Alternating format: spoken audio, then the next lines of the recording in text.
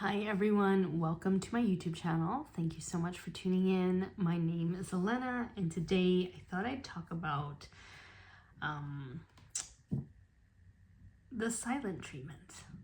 I know, this is gonna be a video that I'm gonna add to my Dear Younger Self series because, you know, that series is basically me sharing what I wish I knew growing up, because I have this type of mind where, like, if something doesn't make sense, if the pieces don't specifically fall into place in a certain way, like if it's not articulated a certain way, if a conclusion is not articulated a certain way, I will keep ruminating it. Like, I'll be like, yeah, I understand it, but what about this? And it will just keep going. So I'm just going to maybe articulate it in a way that makes me understand what's going on. Now, this has been a topic that I've been trying to speak on for a while. I don't know why it's been so difficult for me to do this, but I'm going to do this. Okay. So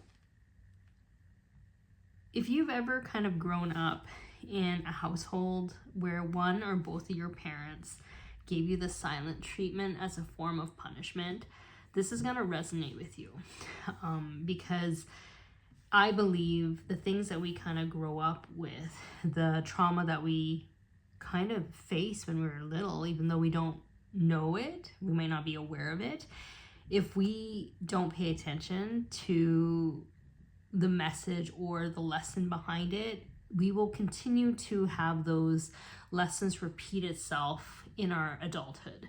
And it doesn't just stay in one category like a romantic partner. It will proliferate in multiple avenues of your experience because it is a vibration that you're constantly attracting because of a pattern or a wound that you came here to learn, and you're gonna keep experiencing it until you kind of learn to react in a different way or learn what it's teaching you.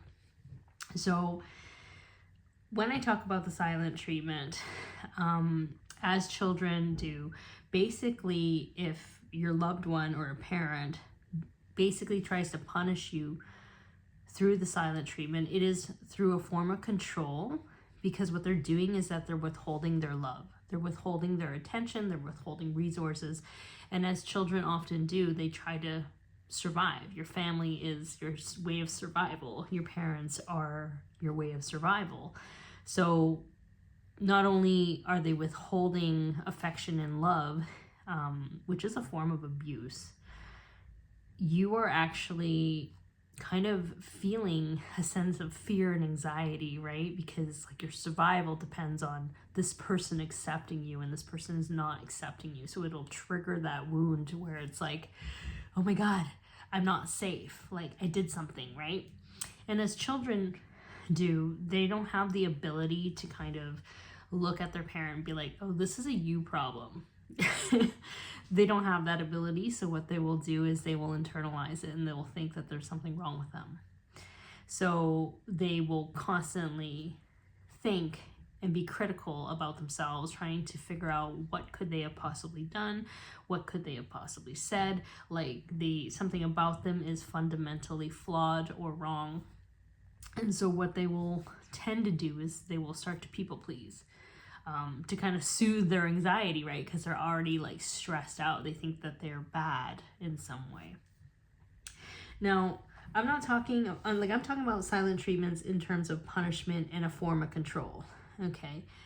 No, I'm not talking about someone being silent because they have to reflect on something, or like they're like, I'm going through a lot of stuff, so I just need some time alone. So if I'm going away for a bit, don't be offended, right?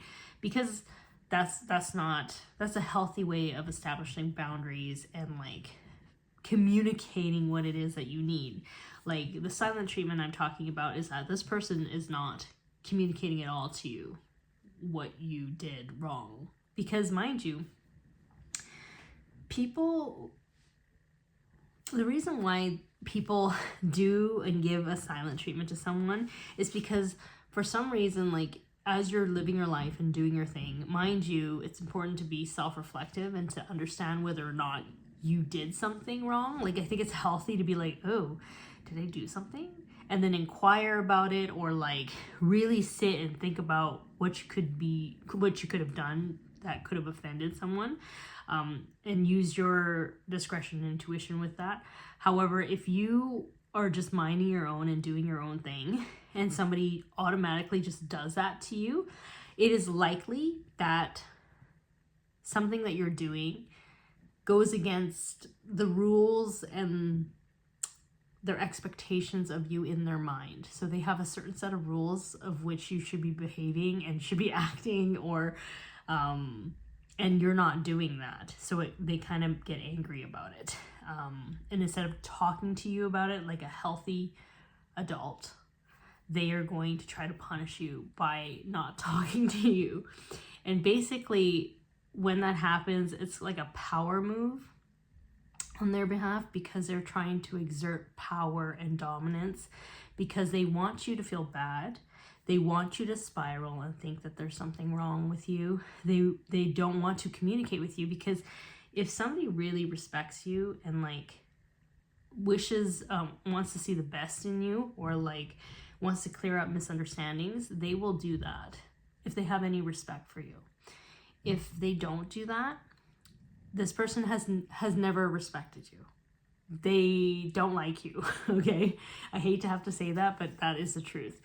Someone who gets that upset over a misunderstanding and is not willing or wanting to kind of discuss it or talk about it or clear things up, and they automatically assume that you're not a good person or that you're out to get them, these people are not your friends. They are not safe people to be around, and they basically are showing you who they are. Okay, they don't like you, they don't want to be around you, they don't respect you. Okay, or somewhere along the line, because it could be anything that could have made them upset, and it could also be like they might just be jealous of you, right? They might just be secretly competing with you, and if you're consistently doing your thing and they somehow feel like they're not good enough, they'll just take it out on you. Like, who knows what these people are thinking about, okay? The key is that they want you to keep thinking about what you possibly could have done wrong to make them feel this way. And if you look at it from an objective standpoint, in that they are trying to control how you feel, by making you feel bad. What they're wanting to do is they want to feel more important, better than you, right? So like how I would respond to this, you know, even though the younger inner child would be like, oh my God, what did I do wrong? Let's talk about it. I'm sorry. And like you would spiral and try to fix things. When you know that you didn't do anything wrong and someone is blatantly being disrespectful to you, and it's not just like a day or two that they just need to blow off some steam, even though they shouldn't be doing that, it's still rude. If they are consistently doing that for like weeks or months at a time, that is abusive. Absolutely. And if you're in a workplace environment, my advice is to just strictly keep it professional. Say hi, bye. You don't even have to say hi and bye. You can, and then just talk about work. If they withhold information about the work process, that's when you can kind of talk to your higher up about it, because it's hindering your job performance, which is another thing in and of itself. But if it is control, which they want to feel dominant, they want you to feel bad, they want you to cater to them and make them feel important by coming towards them and asking if they are okay. They are feeling more validated when you do that, because if you do that for them, it signifies that they are right and you were wrong. Okay. So if you've fully healed from this, if you've seen this, again, don't mind my shirt. That's icing, by the way. If you've seen this in your life time and time again, and you know, you used to spiral all the time, let me tell you, this time around, you're not going to do that. you're not going to allow somebody to exert dominance that way. So what you're gonna do is you're going to not engage. You're not gonna engage. You're not even gonna ask them, what's wrong? How's it going? Because at the end of the day, if somebody has something, a communication issue, if they're emotionally immature, they're going to withhold all that anger and frustrations inside because they're not a healthy person. A healthy person would be like, you know what, I really didn't like when you did this, or like, I'm sorry, I'm having a bad day, like, don't want to talk. Like, they will express to you if they respect you. So you're learning 2 things, actually 3 things. This person is emotionally immature. This person is not your friend. They're like an op. They are your enemy. And this person is in need of control, and you're not going to engage in it. Okay, so that strips away the power of their attempts. Okay, so if you don't engage and you continue living your life and you continue being yourself and living in joy, it's gonna make them kind of feel weird, because it's like their power move didn't work. It's like, why are you still happy? You're supposed to be miserable because I'm mad at you and you need to figure out why. But you're not going to do that. So you're going to mind your own, and you're going to keep doing that, doing your own thing. Now, what happens is that eventually that energy, you know, there's some stubborn people out there that will continue to do the silent treatment. But most folks eventually will get tired of their own shit, because they're like literally exerting all that energy to try to punish somebody, but it's not working. So they're just, that anger is really just around them. That misery is around them.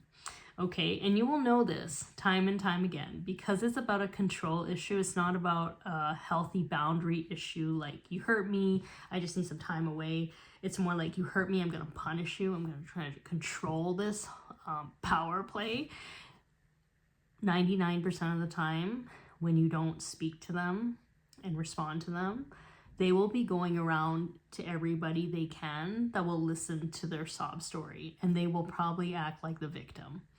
Because if they cannot control your reaction to them, they're going to try to control in some other way, which is that they will try to control the way other people perceive you. So here comes a smear campaign. Here comes folks that just want to act like the victim, yet they are the ones that cause the harm. That was really confusing for me when I was growing up. I was like, what the heck? Like, you disrespected me. I put up a boundary, and now you're going around to everybody that will listen to you, your sob story, and you are trying to smear or attack my character. Okay, and the old me, the younger me, would have cared, would have tried to be like, no, that's not what happened, and try to explain it away and try to let people see my side of the story. But the older me, the wiser me, knows very clearly that this person already has a story about you in their head. Because if they didn't, they would ask you, they would clear up any miscommunication or misunderstandings. But because they haven't done that, they don't want to do that, in their mind, they've already made a description about you, a version of you in their head, even though it may be way further from the truth, you know? So you need to accept that. You know, you have to accept that this person, because they want to control the narrative, they're going to do that because they can't control you. They can't control your reaction, right? Because you stopped engaging in this. So the key is, the next step is to not engage and talk about anything to anybody else that they're speaking to, especially if you're in a workplace environment. Don't let people, you know, don't try to share your side. Just keep doing your thing. Enjoy your time. Live your life. And you will find that through your character, it's like your consistency is what will show over time. Especially if you're in a workplace situation, consistently, if you show up and you do the best job that you can every day, all the time, they can't really attack that.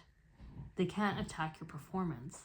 they might try to be nitpicky, but over time it will come across really petty and really like insignificant to those who are observing you, from those people who are around you. Because if you stay consistent in your work and you do the best that you can and you strive to improve all the time, you will find that people will start to look at this person like, what you're complaining about is quite insignificant. It's really weird that you're so focused on this person, because that's exactly what's happening. So this person is going to try to harm your reputation or how you look, because that's the only way they have control. Remember, this person is just about control.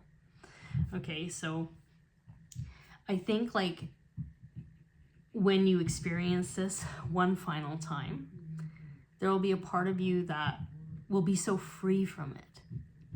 At first, it might be very difficult, because if it is with any lesson in life, I find that when you are healing something that it has been a repeating pattern in your life for a long period of time, it's usually the hardest one that comes up near the end that triggers you so deeply, because it's the final time where you're going to react differently, and it's going to prove to the universe, because your reaction is different. You don't change your environment, you change yourself. You change the way that you react and how you embody that lesson, and your reality begins to shift and change. And that's how you know that you've changed. So usually it will come up one more time, rear its ugly head, but in full force, just to really test whether or not you've learned. And so when you respond differently, and you know who you are, and you're not begging for validation, you're not beating yourself up, you're understanding that you are deserving of respect, and you deserve to have healthy communication, right? You'll find that if somebody does that, you really just go, I don't care. Say whatever you want. Tell everybody what you think about me. I really don't care. Because at the end of the day, another thing that I know is that if people are so willing and eager to listen to one side of the story, they are not people that you want to be around. They are not smart people. You know, like at the end of the day, keep shining and being yourself, because who knows why this person is so upset with you, or why you trigger this person so badly. So long as you're kind and you are showing up and doing the best you can, and you are who you are, I feel like some people can hate on you for whatever reason, because it's like you just trigger something in them for whatever reason. It could be your magnetism, it can be your intellect, it can be your talents, it can be the fact that, you know, people like you. I don't know, your connection to source, I don't know, your ability to just be funny, I don't know, I have no idea, like you have no idea what people are triggered by. It can be so stupid. But again, if you fully healed from that, there's something magical that opens up for you, because if it really goes down to people pleasing and no longer taking it personal of what other people are doing. And you hear it all the time. You hear people be like, don't take it personally. Like, they're just who they are. Just ignore them. It's like, but until you embody it, it's a totally different thing. And I think when you embody that truth of like, you love yourself and you don't care about what people think about you and their opinion of you, it doesn't change how joyous you are or how you live your life or your focus on what's important to you, your life changes drastically. And again, it's not because your reality changes drastically. It is because no matter where you go now, what other people think of you doesn't affect you. It is a level of freedom that so many people wish to have, but they cannot attain. They don't have the courage to do the work, to embody it. They hear it all the time. But to embody that truth, is to embody your authenticity, and that scares the living daylights out of anybody who hasn't done the work. It terrifies them. It triggers them.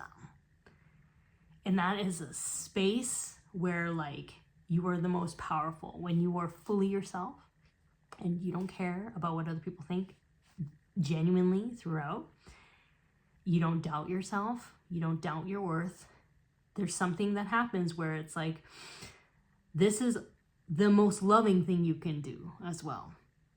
For somebody else to not care about what they think is the most loving thing you can do for yourself, and the most loving thing you can do for them, because you're showing them through your embodiment of your truth and authenticity that you are fully yourself and you're not afraid to be yourself. You're showing them that they can do that too, as a mirror. They may not like it, you know, you could be their medicine. Not everybody likes to take their medicine. Not all medicines taste great, yet it's still medicine. You know what I'm saying? Anyways, that's kind of what I want to talk about when it comes to the silent treatment. Like, at the end of the day, if someone's not happy with something, they can communicate with that. Communication is not a negative thing. It's actually very positive, and like it can lead to progress. And you'll find that through these steps, you'll start to sift and sort very quickly who you want in your life and who you don't. And I am a firm believer that many times we start to see these things. We start to see who's working with us and who's not, and we want in our life and who we don't want in our life in those moments, because not only are we upgrading and our frequency is changing, so it's not in alignment with certain people and their characteristics and like their personalities, we are also getting in a space where we are making room to attract the right people to us. You know, we're leveling up, and we can't flourish in environments with people that try to take us down or to want to play mind games or to be petty. Like, we can only flourish in environments that are supportive and understanding and allow us to fully be ourselves. So 2222 is when I saw the timer on that. But anyways, that's the message I would like to share. I wish I knew that when I was younger. But once you get to this space, my gosh, you are so free. Absolutely free. No matter where you go, you are totally free. And you are totally at peace. And people cannot understand it if they don't do the work. It's not peace that you can buy. You can't fake that peace. That peace is genuine and it's long lasting and it's part of who you are now. So anyways, shine on, shine on. But anyways, I hope this video helps you, and thank you so much for tuning in.